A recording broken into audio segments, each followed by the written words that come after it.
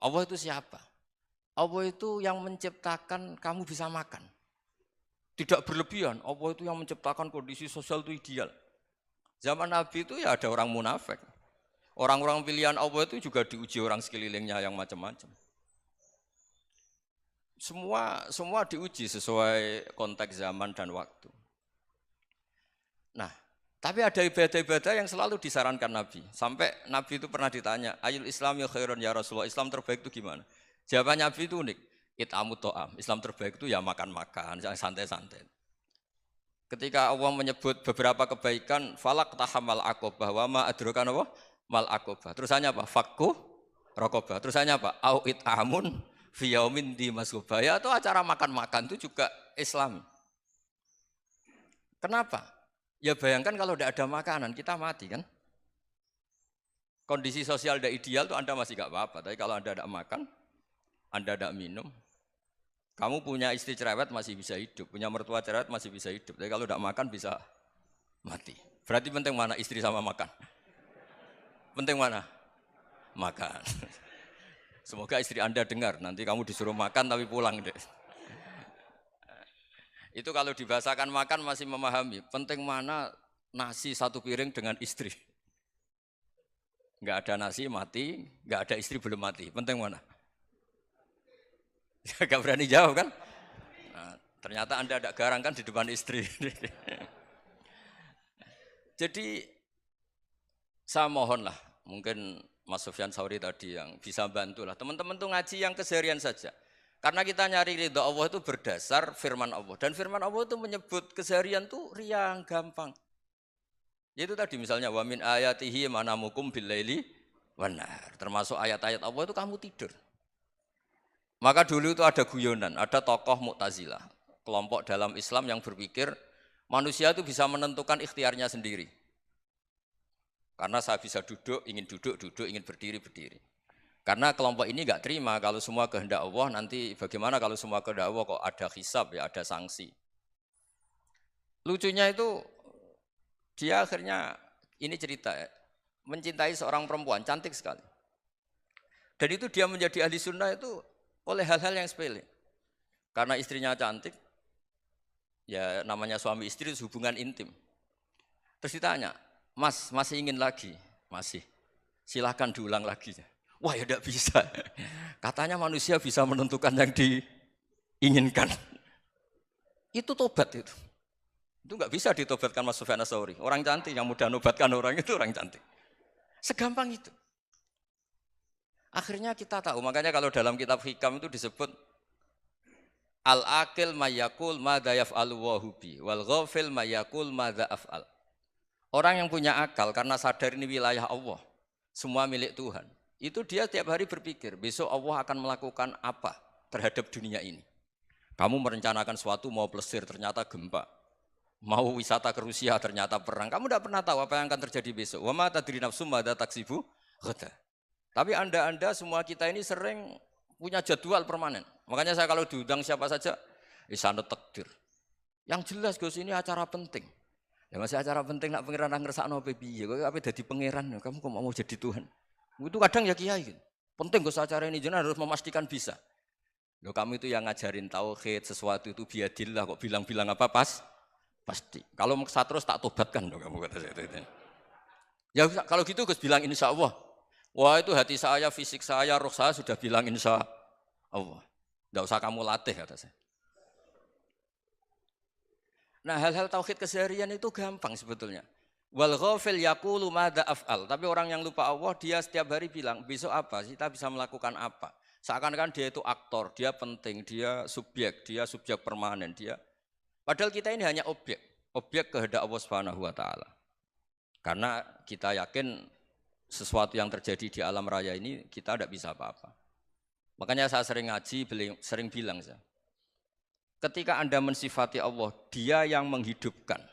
Sudah itu tanamkan, sehingga ketika kita mati, santai saja. Kenapa santai? Allah punya cara menghidupkan kita. Zaman kita hidup juga gak tahu caranya ngelola jantung, ngelola paru-paru. Kamu juga gak tahu ngelola oksigen yang tidak beracun, tidak mengandung polusi. Tahu-tahu hidup. Gak ingin tua ya tahu-tahu tua, gak ingin mati tahu-tahu mati. Selama ini kita hidup juga gak tahu apa sebetulnya. Hanya gaya tok, punya jadwal, punya planning. Kalau kamu bisa menentukan pilihan Anda, pasti Anda istrinya cantik, 4 neriman semua, kona'ah semua. Nyatanya enggak kan? Ada 1 jelek, cerewet. Wah itu kan, nyatanya enggak bisa apa-apa Anda kan? Dan kamu bawa mati lagi. Nah, itu kan, istri Anda juga gitu, punya keinginan, punya suami yang ganteng, yang jabat, yang neriman, yang enggak poligami. Ya enggak kesampaian juga. Kalau kita ngitung tingkat kegagalan kita itu gagal terus. Ya kan? Nah, terus ingat Allah, madza yaf'alu wa bi. Orang yang punya akal selalu berpikir Allah itu menghendaki apa terhadap saya. Lalu sama-sama orang itu. Ngelihat orang yang serius, itu kata Anda itu pemikir berat, serius. Senang punya tokoh yang merengut karena kamu anggap serius. Tapi sebagian orang nganggap orang yang serius itu wong merengut, wong masam, wong muka kok ditekuk. Jadi sama itu hati ya muqallibal qulub tsabbit qalbi ala dini, karena kita enggak tahu cara berpikir kita tentang orang lain, tentang sekeliling kita. Misalnya kita orang baik yang jenis ngrumat fakir miskin. Ada orang bangun masjid mewah itu janggal. Apa artinya masjid mewah kalau banyak orang kelaparan? Tapi kalau yang jenis pendidikan apa artinya masjid mewah kalau tidak bisa ngaji? Nanti yang jenis infrastruktur apa artinya ini kalau semuanya punya sudut pandang yang berbeda-beda. Dan Islam mengapresiasi semua kebaikan. Tapi katakan semua kebaikan itu adalah kehendak Allah Subhanahu wa taala. Karena apapun baik Anda itu pakai fasilitas yang diberikan oleh Allah Subhanahu wa taala. Sehingga ini yang disebut kulillah sumadarhum fi khawdihim yal'abun. Ya kembali tadi ke tema-tema bahwa keseharian Anda ini sudah Islami. Saat Anda tidak bisa melakukan apa saja. Saya sering ada jenazah, biasanya kalau tetangga meninggal saya sering disuruh ngelepas. Saya bilang orang ini baik, karena sering ngelamun di rumah, sering nganggur di rumah. Ditanya sama anaknya, kenapa Gus nganggur baik? Ya kalau dia nganggur artinya juga enggak berbuat sesuatu yang maksiat kan? Ya kan, orang nganggur di rumahnya ya enggak bunuh orang, enggak maling, enggak korupsi, ya namanya nganggur di rumah. Lah cuma istri cara pandang nganggur enggak menghasilkan uang gitu. Tapi juga enggak menghasilkan kriminal kan? Jadi sebenarnya Islam itu makanya kalau sampean ngaji usul fikih itu ada kitab usul fikih namanya Lubul Usul, itu terkenal sekali di pesantren itu. Itu kalau ngapresiasi keseharian itu luar biasa. Izma min mubahin illa wa yatahaqqaqu bihi tarku haramimma. Karena keseharian yang mubah saat Anda lakukan itu ada kehebatan yang luar biasa, yaitu meninggalkan haram. Makanya dulu banyak orang-orang alim ketemu temannya itu guyon sampai semalaman. Itu biasanya yang semangat Islam itu kiai kok tidak tahajud, kiai kok tidak witir.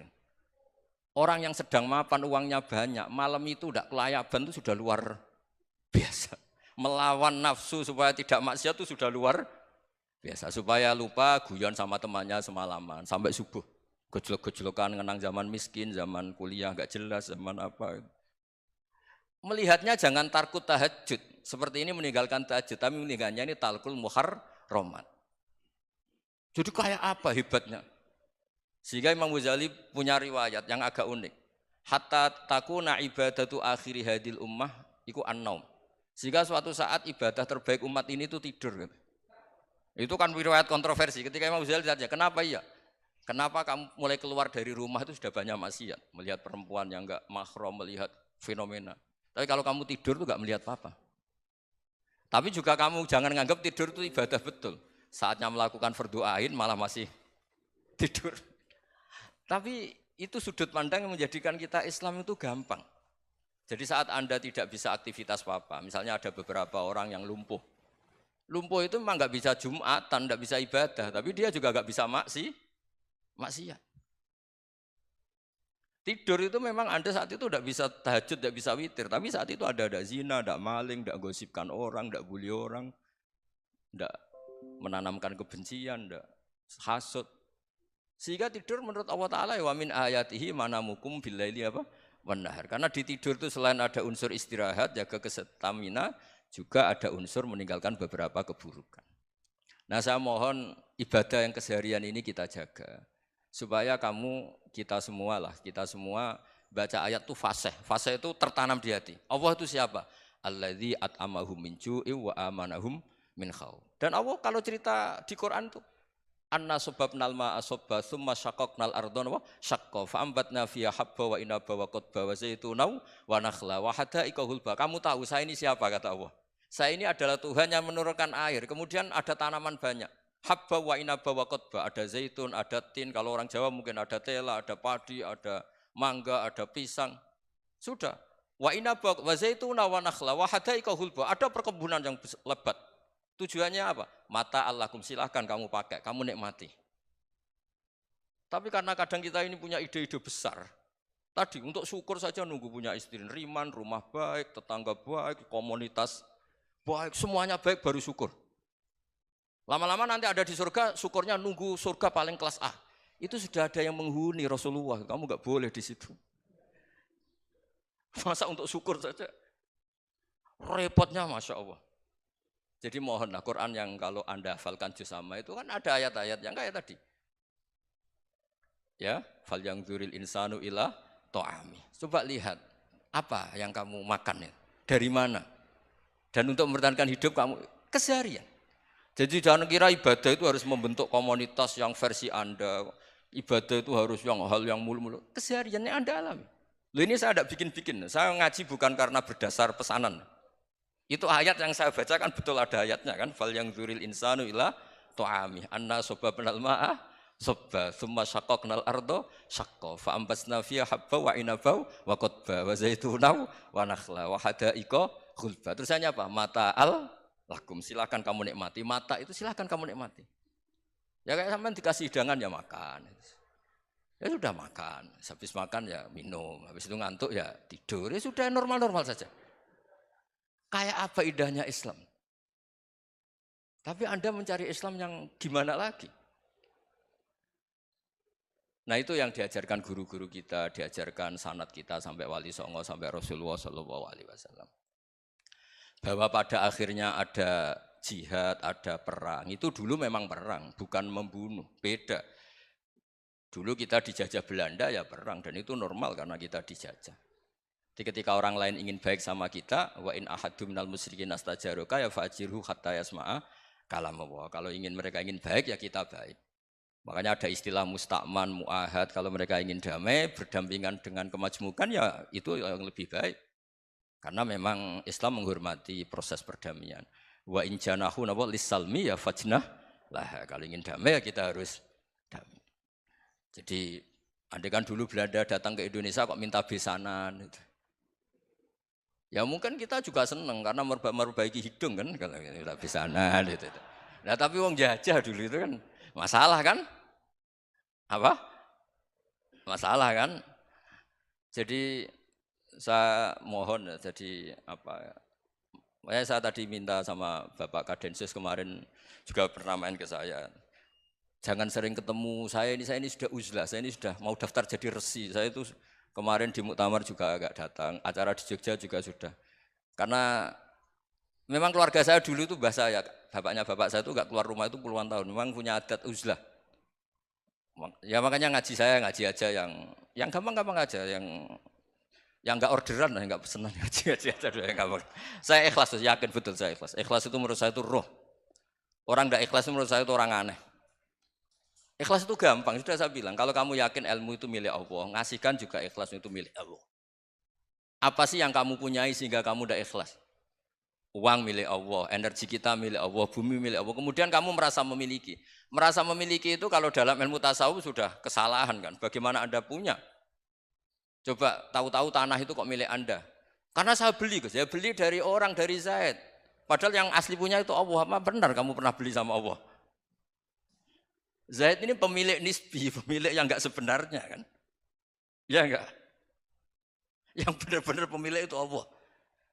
Kok kamu ngerasa itu bumi kamu itu atas nama apa? Coba. Milik kan harus beli atau dikasih. Enggak semua kan? Nah, makanya terus famshu fi manakibiha, dan Allah menyebutnya, sudah saya ini yang menciptakan bumi. Waladzi ja'ala lakumul arda dalulan. Dan Allah menyebutnya sederhana, famshu fi manakibiha, silakan jalan-jalan. Terusannya apa? Wa kulu mirizki, silahkan makan-makan. Jadi Islam itu ya makanya kiai-kiai itu ada acara makan. Sampai ada guyonan, fikuli makanin makan. Di setiap tempat ya makan. Nggih ngoten nggih, pokoke sing gampang-gampang mawon nggih. Nggih Mas Sufyan nggih sing gampang-gampang mawon nggih. Assalamualaikum warahmatullahi wabarakatuh.